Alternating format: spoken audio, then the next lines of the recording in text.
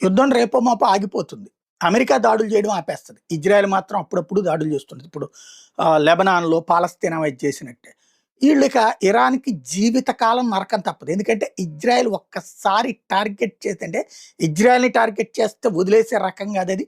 వెంటాడి వేటాడుతది. తమ దేశానికి ముప్పొస్తుందనుకుంటే 30,000 కిలోమీటర్ల దూరంలో ఉన్నోళ్ళన్నా లేపొచ్చే రకం అనమాట అది. అట్లాంటిది ఇరాన్ ఆళ్ళని బాగా కెలికేసింది. మామూలుగా కాదు. ఆడవాళ్ళని నడి రోడ్డు మీద అత్యాచారం చేసి వీడియోలు తీసి ప్రపంచమంతా సర్క్యులేట్ చేసినటువంటి నీచ జాతి మీద వెంటాడి వేటాడుతున్నటువంటి పరిస్థితి ఇజ్రాయెల్ చేస్తుంది. దాని గురించి తప్పుడు ప్రచారాలు చేసేవాడి వాడి కర్మకాడి వదిలేద్దాం. వాడి ఇంట్లో వాడి పెళ్ళాన్నో, వాడి కూతురునో, వాడి తల్లినో రేపు చేసిన రోజున తెలుస్తుంది. అలాంటి అరాచకాలు చేశాడు. ఇంతవరకు ఇజ్రాయెల్ ఏదైతే పాలస్తీనా మీద దాడి చేసినా, లేకపోతే లెబనాన్ మీద దాడి చేసినా, లేకపోతే అక్కడ ఉన్నటువంటి సిరియా గానీ, యెమెన్ గానీ ఇట్లాంటి వాటి మీద దాడి చేసినా ఏ రోజున వాళ్ళ ఆడవాళ్ళ జోలికి పోలా, వాళ్ళ ఆడవాళ్ళ మీద అత్యాచారం